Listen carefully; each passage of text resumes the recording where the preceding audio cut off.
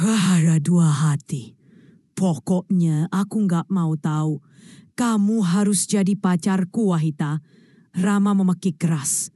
Wajah lelaki buta itu merah padam, mencerminkan gejolak hatinya yang tengah terbakar emosi asmara. Sambil menahan tubuhnya yang bergetar hebat, Rama menoleh ke arah depan.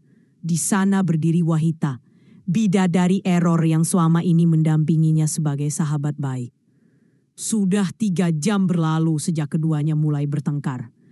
Penyebabnya adalah sebuah status sahabat baik. Hubungan pertemanan yang belakangan ini membuat Rama gusar hingga membawa kedua muda-mudi itu ke medan perselisihan.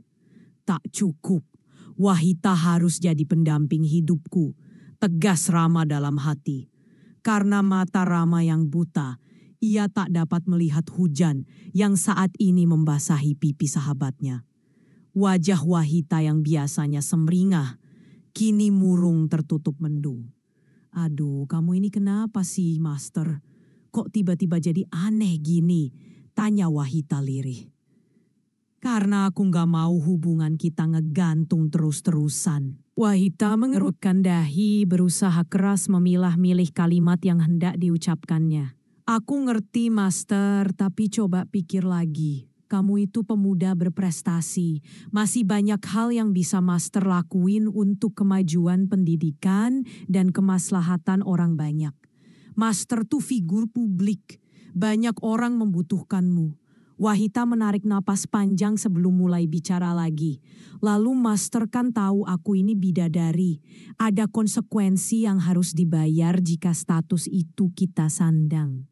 Aku harus jadi manusia biasa, dan artinya segala kekuatan dan kesaktian yang selama ini kupakai menolong sesama akan hilang. Master pasti tahu seperti apa dampaknya kan? Sekarang aku paham, geram Rama. Jadi kamu lebih memilih orang lain daripada aku? Aduh bukan gitu Master.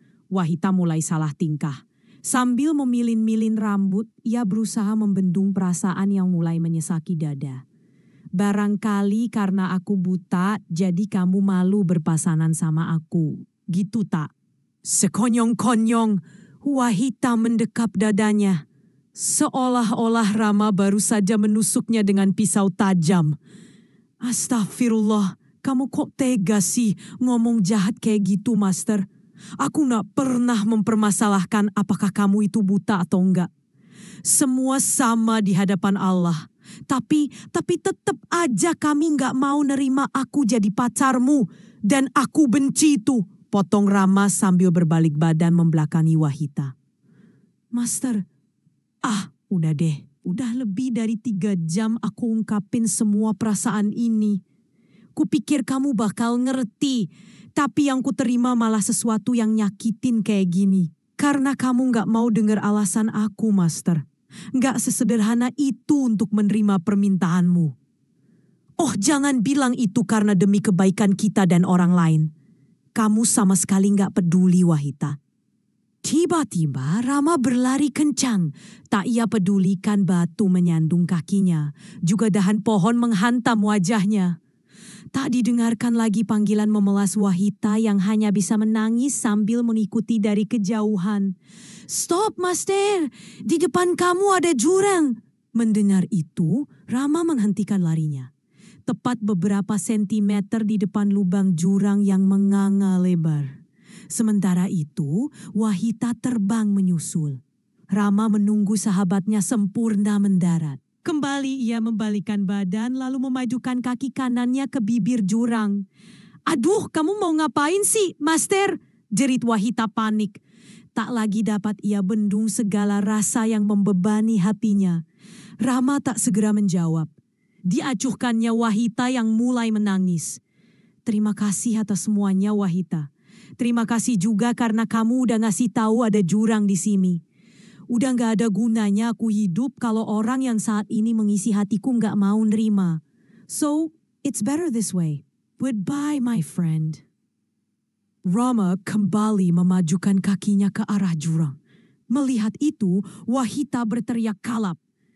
Jangan lakuin itu, Master. Iya, Aku mau jadi pacar kamu. Aku peduli sama kamu. So please jangan lakuin itu, Master. Apa yang baru saja Wahita ucapkan? Bak tali kasih yang mampu menjerat kaki Rama.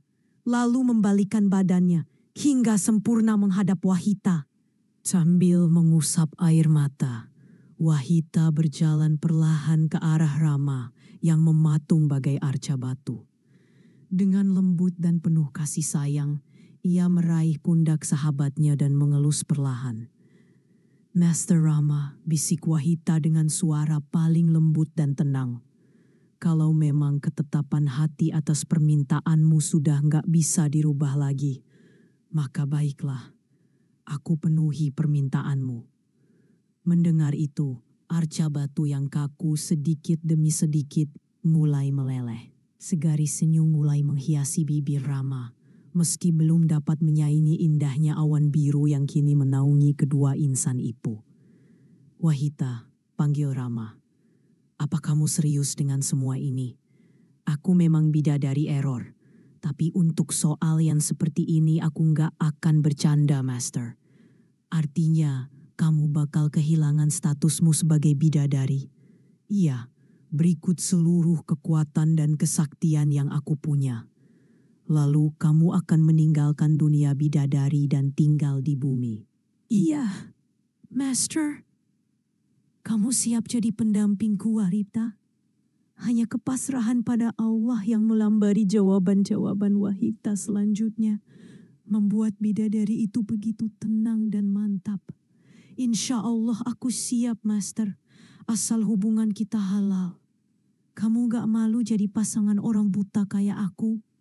Aku pikir apa yang kita jalanin selama ini udah cukup jadi jawabannya. Tapi baiklah, Master. Aku ikhlas apapun kondisimu. So mulai sekarang kita pacaran ya, ta? Seru Rama. Wahita melepaskan pegangannya pada pundak Rama. Dengan hati-hati ia menjawab, bahkan lebih dari itu, Master. Segera setelah aku melepaskan statusku sebagai bidadari, kuharap Master nggak keberatan untuk menikahiku. Bagai disambar petir, Rama melonjak lalu jatuh terduduk. What? Kita menikah? Wahita, itu kan... Kamu minta aku jadi pendampingmu kan, Master? Supaya hati dan hidupmu lebih tenang dan agar terhindar dari dosa, menikah adalah satu-satunya jalan.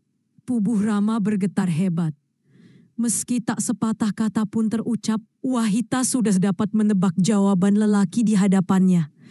Baiklah, Master. Sebelum pilihan ini kita jalani, izinkan aku bertanya satu hal padamu. Satu pertanyaan aja, tapi aku minta Master jawab dengan baik. Ask away, Wahita. Sahut Rama dengan wajah berbinar. Apakah Master bahagia dengan semua ini? Pertanyaan yang baru saja diajukan Wahita begitu sederhana. Namun tanpa terduga, kalimat itu sanggup menggedor hati Rama yang tertutup oleh nafsu dan emosi tanpa kendali, hingga tak mampu melihat dengan logika dan memandang dengan cinta. Wahita, bahkan hingga detik ini, bidadari itu sama sekali mengeluhkan perasaan pribadinya. Berbanding terbalik dengan Rama yang menuntut kebahagiaan demi dirinya sendiri. Apakah Master bahagia dengan semua ini? Bahkan hingga saat ini, tak sekalipun lelaki itu menanyakan apakah Wahita bahagia atau tidak. Hingga sadarlah ia bahwa pertengkaran ini telah melukai perasaan sahabatnya. Rama tertunduk. Dalam diam, air matanya jatuh bersama racun-racun negatif yang beberapa lama ini telah mengotori hatinya. Wahita, panggil Rama dalam posisi masih terduduk. Aku tahu setelah ini kamu pasti benci setengah mati. Menganggap aku mainin perasaan kamu or whatever. Aku nyesel banget udah ngelakuin semua ini ke kamu. Mendengar itu Wahita kembali menangis. Namun kali ini ia membiarkan sahabatnya tahu betapa hancur perasaannya. Gara-gara ego hatiku jadi buta. Aku udah menggadaikan persahabatan kita. Lebih jauh dari itu aku udah nyakitin perasaan kamu dengan bersikap kayak gini. Hanya isakan demi isakan yang menanggapi sesal Rama. Kamu benar. Kita masih muda. Banyak hal yang kamu dan aku bisa lakukan untuk membangun dunia. Belum saatnya kita ngomongin hal kayak gini. Kini sebagian gaun Wahita sudah basah oleh air mata. So aku mau minta maaf ke kamu atas semua ini. Aku benar-benar nyesel. Sudahlah, kita lupain soal ini. Kita sahabatan seperti semula ya. Udah puas kamu ngomong, Master. Udah puas kamu nyakitin hati aku. Kalau udah, sekarang diam dan aku mau ngomong. Jerit Wahita tepat di wajah Rama. Tangis Wahita pun pecah bas sirine ambulans yang tengah mengangkut korban perang. Sambil menjambak rambutnya sendiri, Wahita melontarkan serangan demi serangan pada ego yang saat ini bersemayam di hati sahabatnya. Kamu ini childish banget ya, Master. Buka Wahita.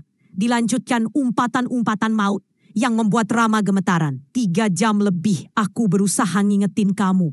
Tapi kamu nggak mau dengerin aku. Pacaran. Itu aja yang ada di benak kamu. Ingat ortumu, ingat masa depanmu, ingat dosa, Master. Iya ta, sahut Rama ketakutan. Aku belum suruh kamu ngomong. Diam, sergah Wahita. Setelah semua itu kamu bilang aku gak peduli sama kamu, Master. Setelah semua itu kamu bilang aku malu sahabatan sama orang buta kayak kamu, Master. What a moronic jerk.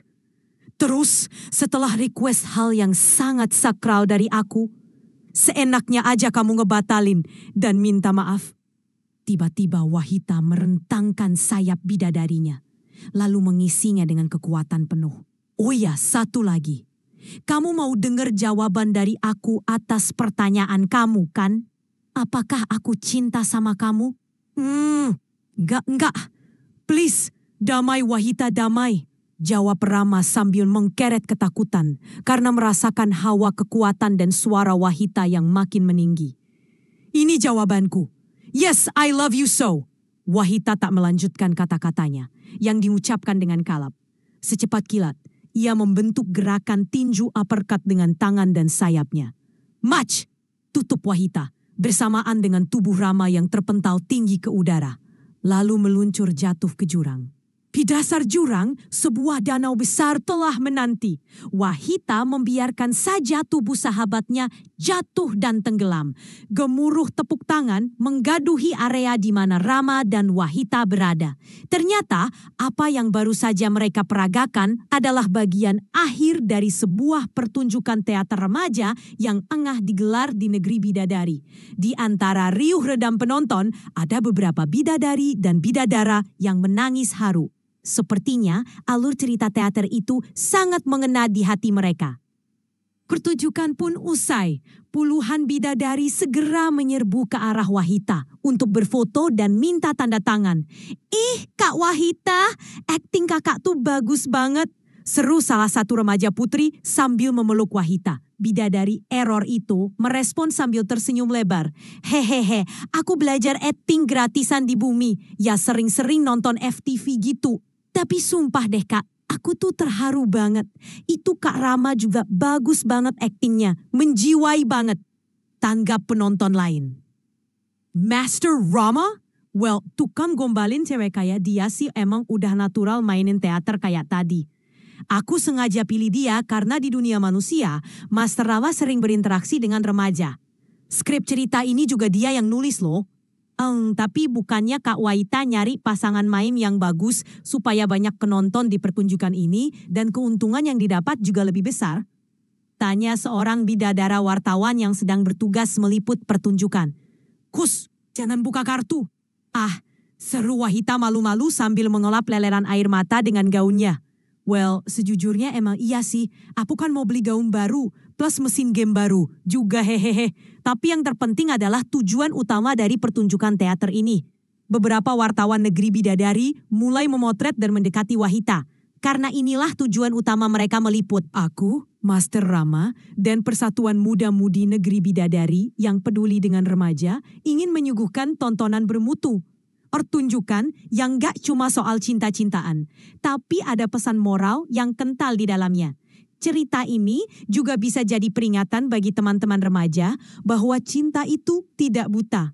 Namun pemikiran yang salah dan ego yang tak terkendali bisa membuat kita dibutakan oleh cinta. Penonton mengangguk nyaris berbarengan. Di antara mereka, bahkan ada yang bersalaman mengikat janji tak tertulis untuk setia menjaga hubungan pertemanan di masa muda. So, teman-teman remaja negeri bidadari. Selagi masih muda, pupuk dan rawat cita-cita luhur kita. Biarkan tumbuh menjadi prestasi. Jangan biarkan rasa cemburu, hama kejombloan, dan penyakit hati lainnya merusak segalanya. Insya Allah, jika usia dan masanya sudah tiba, kalian akan siap bicara dan membahas soal cinta. Love will find the way. Mendengar itu, penonton kembali bertepuk tangan dengan semarak. Tak satu pun menyadari atau peduli bahwa jauh di bawah sana, ada seorang lelaki buta sedang mengap-mengap timbul tenggelam di dalam danau tanpa seorang pun menolongnya.